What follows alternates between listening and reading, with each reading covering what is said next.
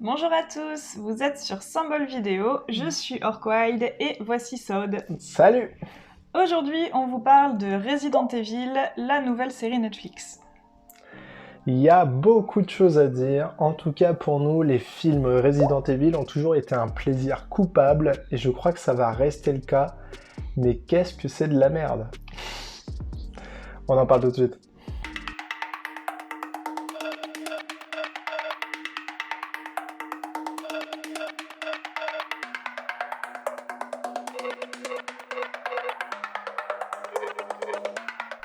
Alors, on va quand même chercher des points positifs à la série, et heureusement, il y en a quand même quelques-uns.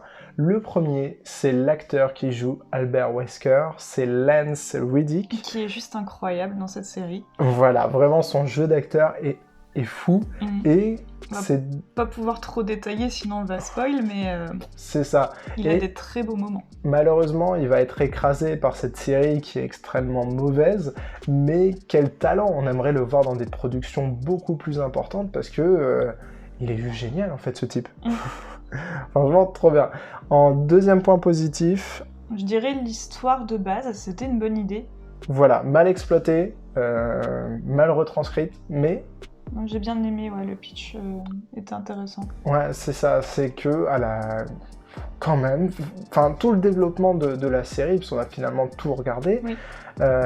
ça nous a plu. C'est juste que la plupart du temps, tu te dis oh non, arrêtez, faites pas ça comme ça. Mais Oui, l'idée des Wesker, de ces filles, de la double temporalité, tout ça, c'était pas mal. Ouais, alors c'est un gros parti pris. Oui. Ça, y a pas de problème, ça l'a peut-être desservi.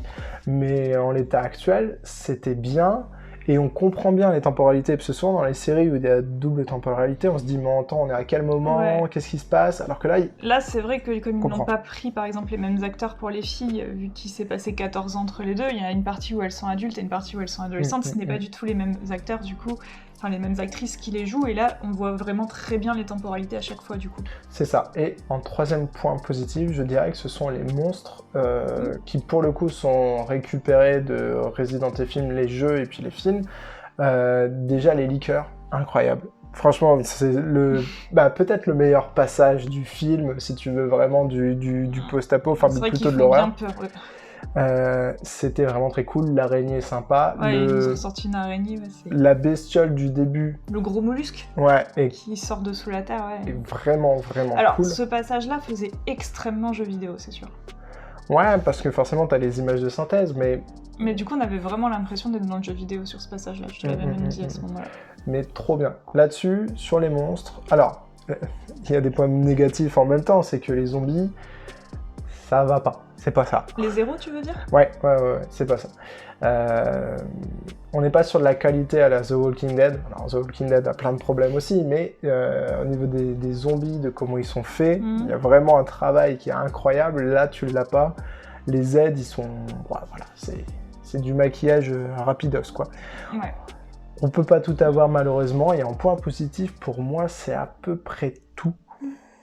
Ah, par contre, j'ai oublié un point positif, Oui. qui n'en est peut-être pas un pour la plupart des gens, et même je pense que je vais me faire taper dessus pour ça, c'est la DA, donc la direction artistique sur le passé, la temporalité du passé, d'accord, où ils rentrent dans New Raccoon City, où là c'est une ville complètement créée par l'entreprise, où tout est blanc, il y a des caméras partout, il y a un style vestimentaire. Ça fait très ville futuriste, ouais.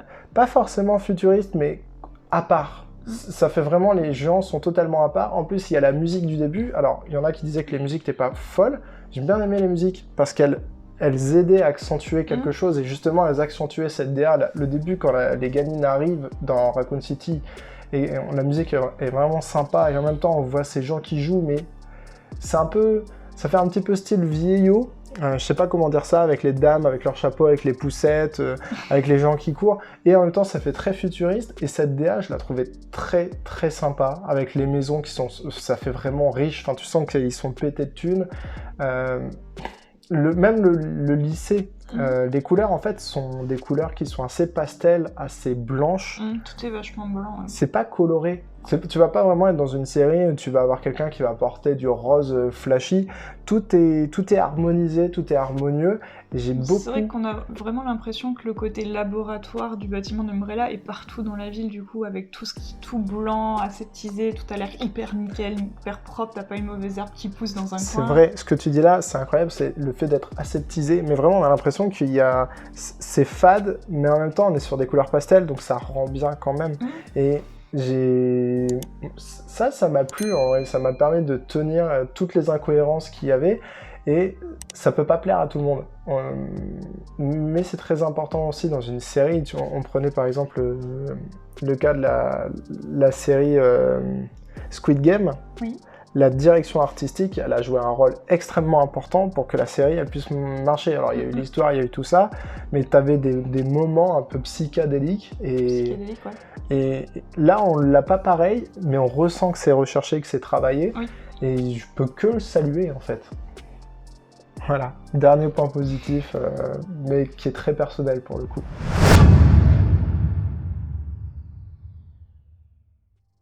On va s'arrêter là pour la partie no spoil, parce qu'en même temps ça nous fait une review un peu différente de ce qui se fait actuellement. C'est qu'on vous a donné en no spoil que du positif. On en a dit un peu de négatif. Ouais, un petit peu, mais vraiment pour vous donner envie quand même de regarder cette série. J'irai pas jusque-là. C'est peut-être méchant finalement, vous allez peut-être passer un mauvais moment, mais il y a tellement de gens qui crachent dessus que ça me paraît pas mal sur du no spoil de lui laisser une petite chance quand même. Voilà, c'est ça, c'est que si vous aimez les zombies, et si vous avez un peu de temps à perdre, allez-y, commencez. Vous allez pas... Au pire, c'est 1 heure le premier épisode. Vous voyez ce que ça donne et puis vous continuez. Pour la partie no spoil, par contre... Pardon, la partie spoil, je pense qu'on va être très méchant par contre. Vraiment, on va y aller, on va se saquer dans le dur. Ouais, parce que comme je disais, nous on n'avait aucune attente. Donc le premier épisode, on a vraiment beaucoup aimé. Bon, il y a quand même des petits trucs qui allaient pas, mais à partir du deuxième épisode, il y a énormément de choses qui ne vont pas. Même dans le premier épisode. Dès dans le premier épisode, il y a un truc qui nous a vraiment choqués, on en a même parlé plusieurs fois, c'est les adolescentes qui vont rentrer dans Umbrella et qui y arrivent sans trop de difficultés. Hein. Alors déjà, étonnamment. L'idée, elle est merdique. C'est vraiment les jeunes ados qui se laissent pousser des ailes et personne fait ça. Enfin, ok, ils le font. Et donc ils vont forcément se foirer parce que c'est un bâtiment sécurisé, c'est un bâtiment où il y a des gardes. Sauf que ça se foire pas au début, franchement tranquille. Elles arrivent à rentrer dans le complexe hyper sécurisé. Là on est un peu en mode ok. Même après quand elles finissent du coup par libérer le chien, donc on retrouve le chien enragé, tout ça qui va les attaquer, du coup qui casse un peu tout, le bâtiment passe un peu en mode sécurité, il y a personne qui arrive. Donc là, on se dit, attends, c'est un truc hyper sécurisé, il y a même pas un concierge qui reste là pour... Enfin...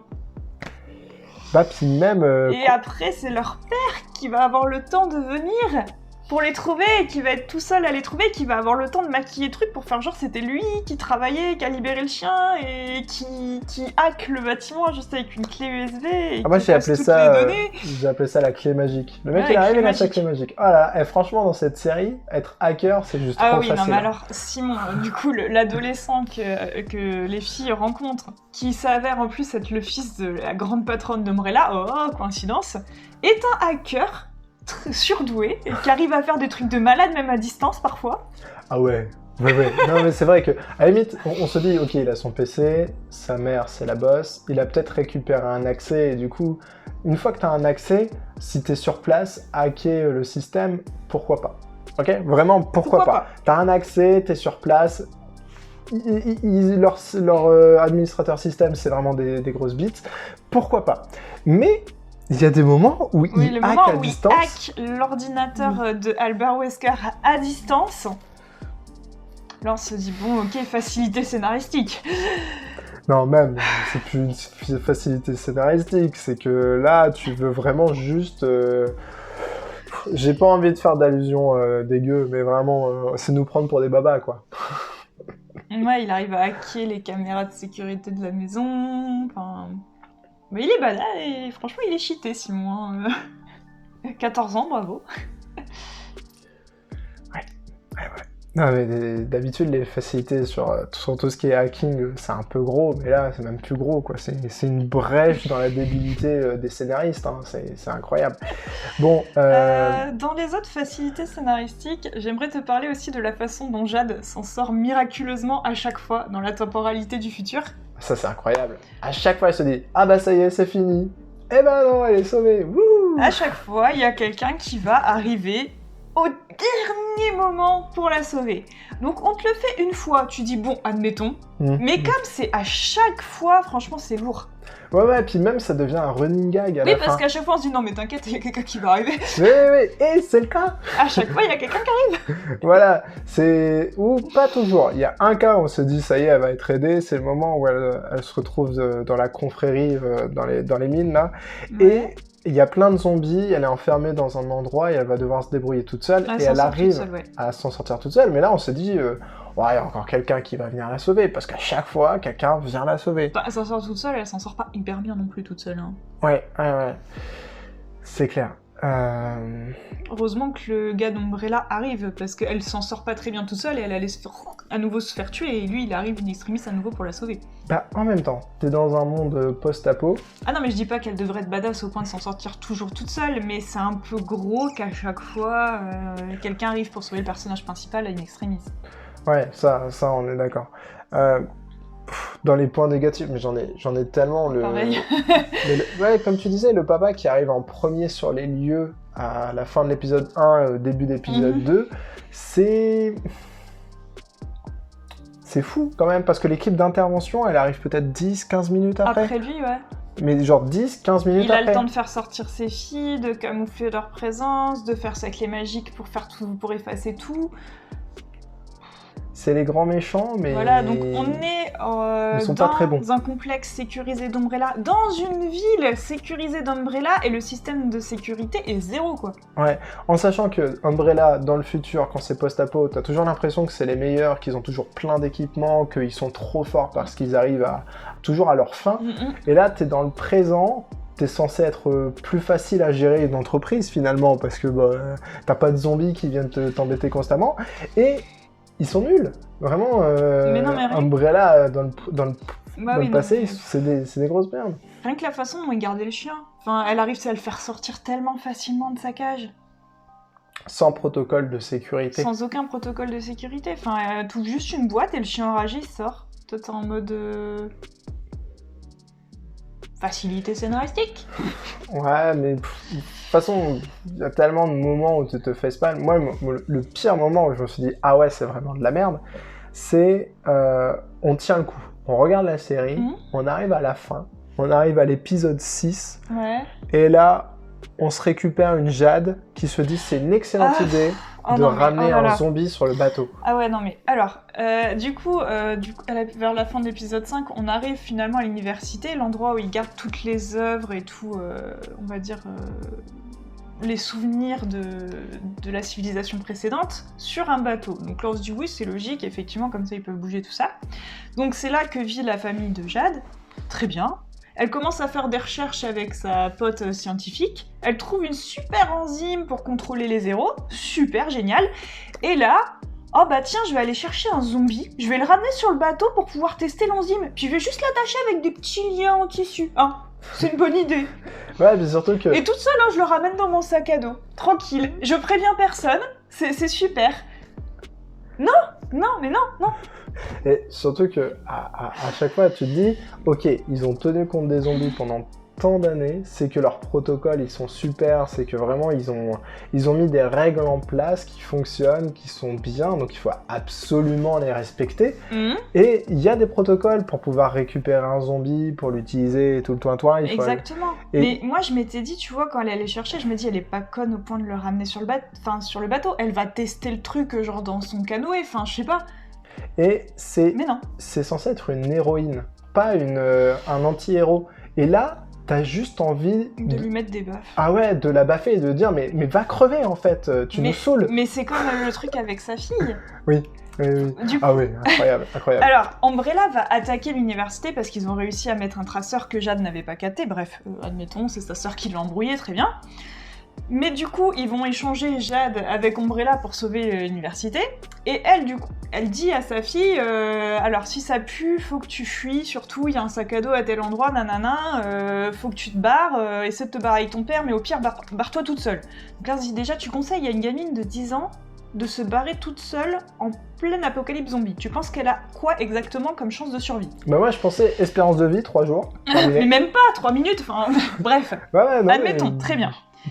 Pendant toute la bataille, tout ça, aucun des deux parents, donc que ce soit Jade ou du coup son mec qui est le père adoptif de la gamine, ne pense à se demander où elle est. Même Jade qui lui a dit « il faut que tu te barres ».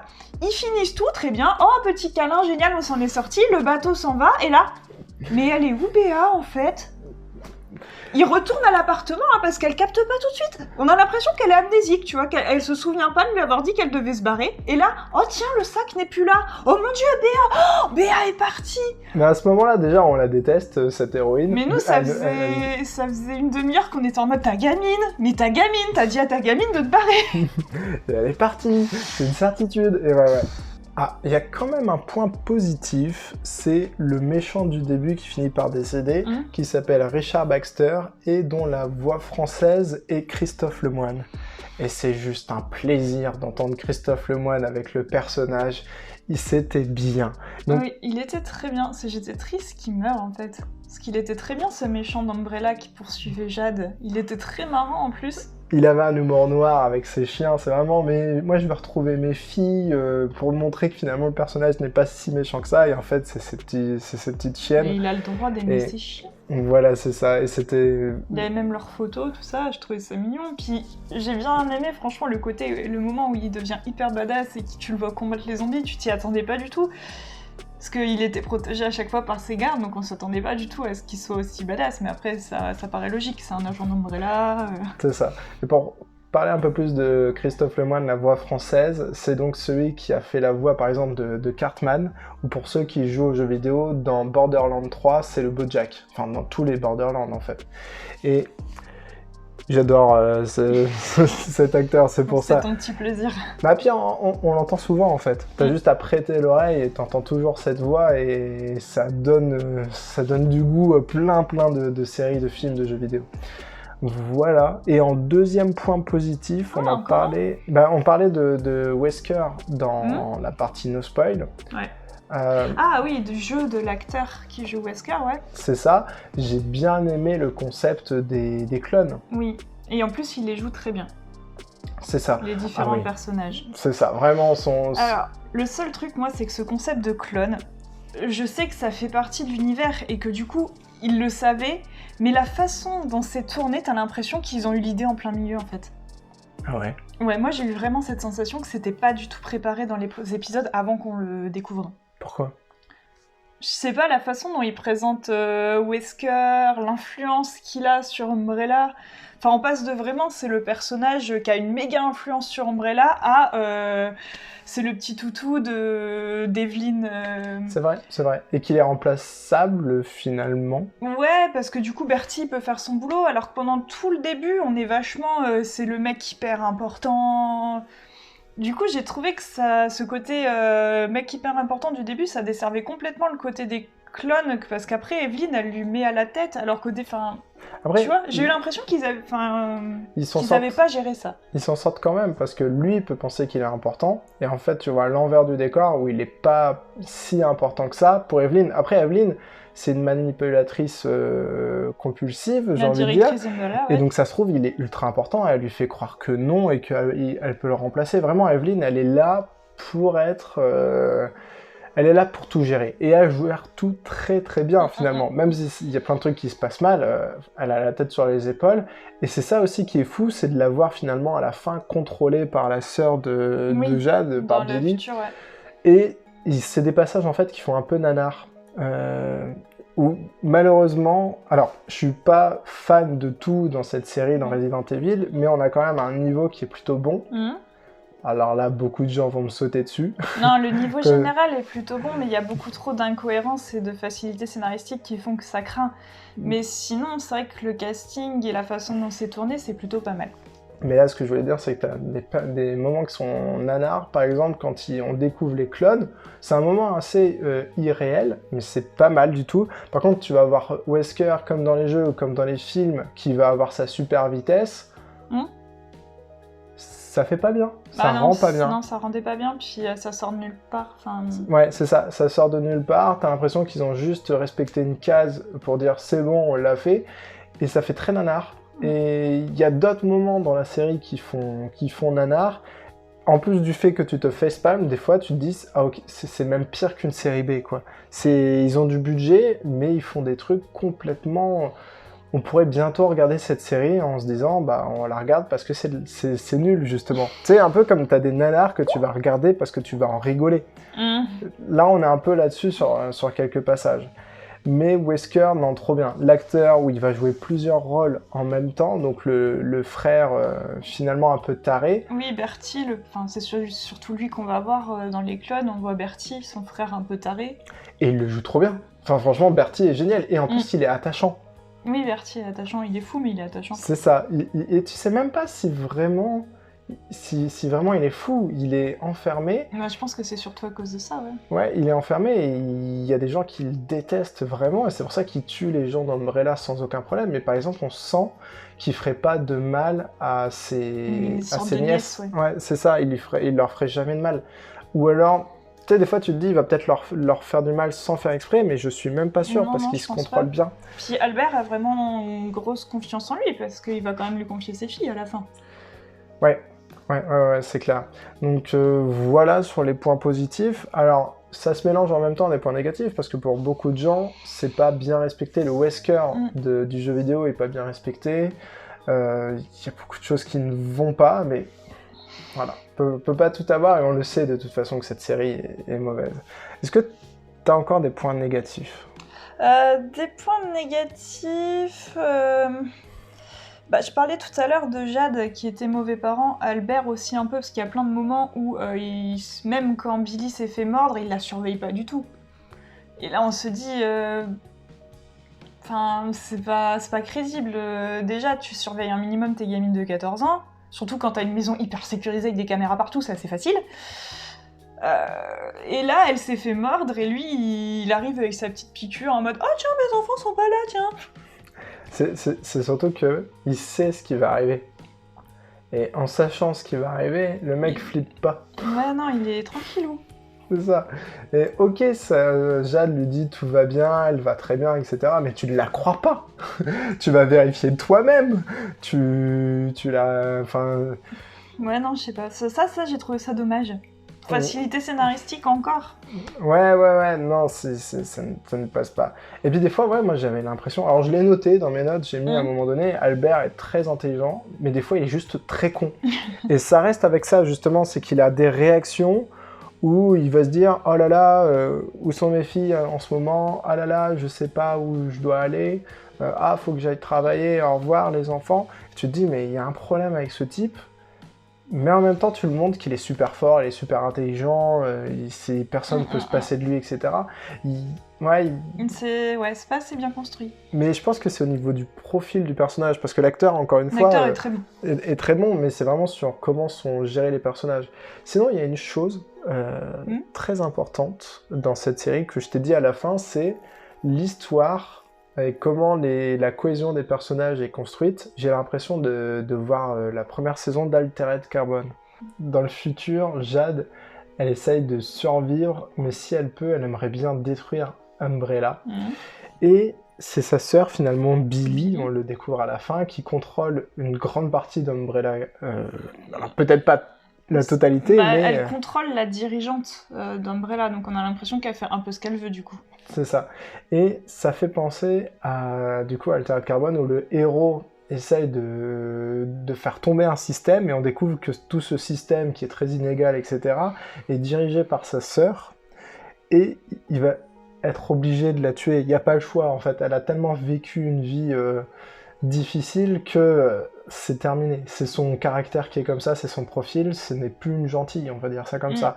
Et c'est dans le développement des personnages que c'est intéressant, parce que Jade et Billy, au bout d'un moment, on le sait, vont être séparés dans le passé. Oui. Et Billy va sûrement être récupéré par Umbrella, va peut-être subir des choses très difficiles et va réussir quand même à s'élever jusqu'au sommet et à devenir finalement la chef. Et on a exactement pareil dans Altered Carbon.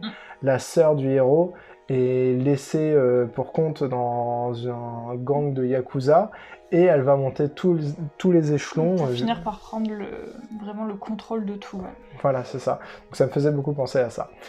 Sinon, il y a un autre personnage. Oui, qui est vraiment très mal exploité, c'est le journaliste. On se dit que c'est intéressant d'avoir le journaliste là qui veut faire tomber Umbrella, qui a des preuves de ce qui s'est passé à Raccoon City, parce que là du coup on est dans New Raccoon City, donc on sait qu'il s'est passé des trucs horribles à Raccoon City, qu'Umbrella a étouffé tout ça. Donc lui, c'est vraiment le gars qui va vouloir tout révéler, machin. Et on se dit, ah cool, ça va être un personnage intéressant. Et je trouve qu'il est vraiment pas assez exploité ou pas correctement exploité. Ouais, il est très décevant, ce journaliste. Mal amené, ça fait juste le violeur qui débarque à une soirée d'ado dans Umbrella. Déjà, on le voit débarquer, on fait, ah ouais, ok. Bon, de toute façon, c'est comme les sœurs qui arrivent à débarquer dans un bâtiment extrêmement sécurisé. Il arrive dans l'enceinte de la ville Lui, de Raccoon City, tranquille. Voilà, finalement, on voit qu'il se fait capter, on fait, ah, ils ont quand même un service de sécurité. C'est bien, ça. Finalement. Finalement, ouais, on se dit, ah ouais, quand même. Mais il arrive quand même à se balader tranquillou dans la ville, quoi. Et ça c'est problématique, normalement. Après, il se fait arrêter relativement vite, mais c'est vrai qu'on se dit, la sécurité, elle est moyenne, quoi. Ouais, tout à fait. Ouais, enfin, la plupart des personnages, de toute façon. Après, on a quand même des bons acteurs, parce qu'on parlait de Wesker, mais il y a aussi la nana qui joue la directrice. Evelyn, ouais. Evelyn, elle est vachement bien, ouais. Elle est bien jouée. L'actrice est très bonne, ouais. Là-dessus, c'est une bonne méchante. Une très bonne méchante, ouais. C'est une bonne méchante, ses répliques sont pas mal. Même quand elle va tuer son fils, au début, je fais, ouais, c'est un peu gros.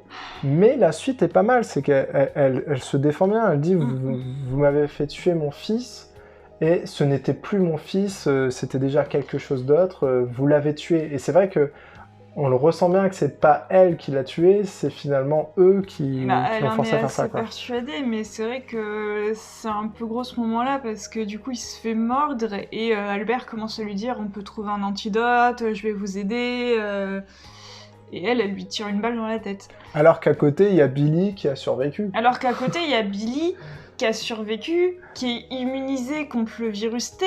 Donc moi je me dis que Kevin, en fait, elle aurait dû exiger d'avoir Billy et Albert pour qu'ils fassent un antidote. Enfin, le moment où elle tue son fils comme ça, je l'ai trouvé pas assez crédible. Ouais, c'est improbable. Enfin, on est surpris, mais on est surpris parce que personne ferait ça. Ouais, j'ai trouvé ça moyen. Ouais. Encore qu'elle drogue sa femme pour pas qu'elle la quitte. Ça, c'est bien, ça. Ça, on se dit, c'est logique, quelqu'un de méchant qui aime contrôler les gens ferait tout à fait ça. Mais le moment où elle tue son fils, je l'ai trouvé pas assez crédible. Ouais, bon, il y a beaucoup de choses qui ne vont pas dans cette série, de toute façon, on le sait. On va faire une petite conclusion, et puis on va s'arrêter là. Ouais, tu veux pas parler rapidement du monstre marin ? Ah, mais oui, mais exact, le fameux croco. Il sert à rien. Je serais pas allée jusque-là, mais c'est vrai que c'était pour mettre un monstre, quoi. Ouais, c'est ça, c'est pour encore cocher une case, mais il sert à rien, en fait. Et il fait chier, enfin, les gentils veulent s'en servir, mais en fait, moi je me suis dit vraiment, s'ils veulent pousser le bouchon très loin, quand le croco il en a fini avec les méchants, il retourne au niveau du bateau et il casse le bateau. Non, il casse le bateau, il n'y a plus d'université. Et là, c'est chais dans la gueule, quoi. Voilà. Alors, non seulement il va pas retourner les attaquer, mais en plus, la fille de Jade est timide, enfin, inatteignable par le monstre, il s'arrête et il lui fait un câlin. Alors, j'ai pas l'impression qu'il lui fasse un câlin, c'est elle qui lui tapote la tête. Il s'arrête et puis il fait « Oh, coucou !» Ouais, c'est ça, tu sens qu'il y a il y a un contrôle, alors on sait pas comment, on sait pas par quel miracle, mais moi ça m'a fait beaucoup penser au film Resident Evil à chaque fois, où tu as des trucs, t'es en mode ok, très bien, et ça fait partie intégrante, enfin tu sais vraiment, c'est comme quand on découvre qu'elle a des pouvoirs. Oui, ça sort un peu de nulle part. Voilà, ça sort de nulle part, t'es obligé de dire ok, et puis toute la suite est basée là-dessus. et t'es en mode, bon bah d'accord, très bien. Bah là, tu vois qu'elle contrôle le croco, tu dis, bon bah d'accord, très bien. Mais est-ce que c'est bien amené? Mais ça sert à rien ce monstre. On le voit juste à la toute fin. En plus, c'est mal utilisé dans un film d'horreur, quelque chose d'aussi gros. En gros, on le voit en plan large, on voit comment il est moche, enfin il est pas mal réalisé, mais il y avait tellement moyen de mieux l'utiliser. Enfin, tu fais une fin avec une tempête, avec des plans courts où tu vois juste la queue, où tu vois juste la gueule, et tu peux vraiment faire flipper en te disant parce là... que là, on dirait juste un gros lézard, du coup. Ouais, bah, c'est un gros croco qui a été agrandi et qui est sur un rivage, et il prend cher par des drones. Est-ce que c'est une bonne utilisation? Non. Et puis... tu te demandes pourquoi finalement ils l'ont sur le bateau. Enfin, c'est ultra dangereux. Ok, ils sont malins, c'est des gens d'Oxford, etc. Mais c'est super dangereux. Puis moi je pensais le bouton c'était une arme incroyable. Tu possèdes une bombe nucléaire, c'est beaucoup plus efficace. Non, puis c'est aussi ce moment-là où on s'aperçoit que le copain de Jade est hyper important sur le bateau, parce que c'est lui qui a une des clés pour actionner le truc un peu en mode missile nucléaire. Il faut 2 clés de 2 personnes, donc il y a le capitaine du bateau, donc là tu dis ok très bien.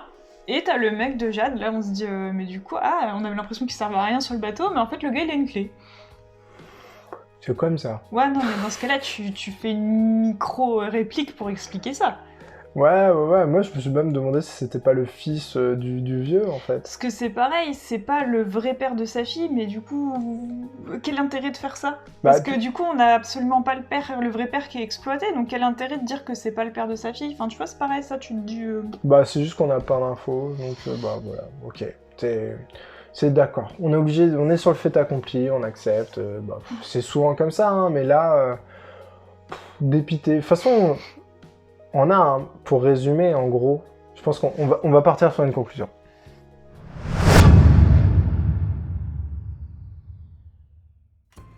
Pour résumer, je dirais qu'on a eu un premier épisode qui était... Pas mal, sauf la fin. Bon, la fin est nulle. Tu veux dire le moment où elle saute dans les zombies? Non, c'est vraiment dans le Umbrella, dans les bureaux d'Umbrella. Quand elle s'introduit dans les bureaux. Voilà, ça c'est n'importe quoi. Un deuxième épisode qui est un peu... beaucoup moins bien, trop d'incohérences. Trop d'incohérences. Un milieu de série qui est pas mal. Ça va. Il y a des bons moments, on se dit l'intrigue est sympa, le rythme est bon. Ouais, c'est ça, c'est vraiment... Il y a des bons zombies. Ça pose des bases, on a des questions, on veut les réponses sur la fin de la série, etc. C'est pas mal. Mais alors la fin? Oh, la fin, c'est une purge. Quel calvaire. Ouais, c'est ça, c'est vraiment... On se dit, mais on mérite pas ça. Il y a trop de choses qui vont pas, il y a trop d'incohérences, il y a trop de facilité scénaristique, il y a trop de moments où on se dit, mais pourquoi? Bah après, on comprend les avis finalement de tout le monde qui le note très très sévère. Et je trouve qu'on n'est pas si sévère que ça, quand même. Non, il y a quand même des points positifs dans cette série. Avec tout ce qu'on a dit, je vais quand même vous dire quelque chose de très honteux. J'ai quand même bien aimé. Parce que moi j'aime bien les zombies en fait à la base. J'ai jamais joué au jeu, j'aime bien les zombies. J'aime bien les Resident Evil en temps normal, c'est mon plaisir coupable. J'ai quand même bien aimé, mais alors, il y a des moments, c'est une purge, hein, c'est compliqué. Je peux pas conseiller cette série, c'est pas possible.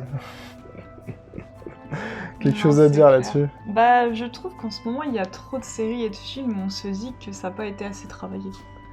Et là, c'en est le parfait exemple. Ils auraient pu faire un truc super avec ça. Je suis même pas sûr, pour moi c'est qu'on a eu des séries et des films qui sont d'anthologie, mais qui sont vraiment incroyables. Enfin là, on l'a pas chroniqué, mais il y a Stranger Things sur la saison 4 qui est exceptionnel. On est sur Game of Thrones avant qui avait été cool. On a eu quand même des pépites. On a eu, même si Squid Game, il y en a beaucoup qui crachent dessus, c'est une pépite quand même. Il y a des choses, on s'y attend pas. C'est juste incroyable, et derrière on a Resident Evil qui sort, et là c'est une purge quoi. Non, je pense que nos attentes en général sont trop hauts, que malheureusement c'est très facile de cracher sur une série, sur un jeu vidéo, sur quoi que ce soit. On est très enclin à mettre un petit commentaire en disant que c'est de la merde et qu'il faut arrêter. Derrière, il faut quand même imaginer que c'est du boulot pour les acteurs, pour les metteurs en scène, pour les réalisateurs, etc. Même pour un jeu, hein, quand vous dites qu'un jeu est nul, c'est 300 personnes en général pour les AAA. J'ai vraiment l'impression que ça a des problèmes de scénario dans les séries là où il y a des choses qui vont pas. Ouais. Parce que les acteurs, la réalisation, c'est bien, mais c'est vraiment des problèmes d'histoire. Ouais. De l'histoire de base, du scénario de base. Et du coup, les gens s'inquiètent. Les gens s'inquiètent pour la série Seigneur des Anneaux qui arrive, pour la série Game of Thrones qui arrive. Ils se disent, mais ne faites pas pareil, quoi, parce que sinon, ça va être triste. Oh oui, pitié. On sera là, d'ailleurs, pour ces séries-là. Ouais, ça, on va en parler. Là, on va passer un mois de septembre assez fou furieux avec Andor aussi. Je pense même que ce sera... Bon, on n'est pas fan de Game of Thrones, mais on essaiera peut-être de faire quelque chose. Alors, Seigneur des Anneaux et Andor... Ah oui, Seigneur des Anneaux et Andor, ça on va les regarder. Ça va être exceptionnel. Même si c'est nul, hein. Moi je serais juste trop heureux. Hein. C'est comme pour du Star Wars, hein. Même si les films sont nuls, en fait je suis trop content d'être là et de découvrir une nouvelle facette de l'histoire. Hein. Donc bon, après c'est très personnel, hein. Je suis plutôt quelqu'un de positif et d'optimiste. C'est une bonne chose, je pense. Oui, c'est une bonne chose. Je pense que c'est mieux de cracher surtout. Mais ouais, trop hâte. En attendant... Eh bien, on va continuer de chroniquer des séries qui sortent un peu... Peut-être Je s'appelle Groot.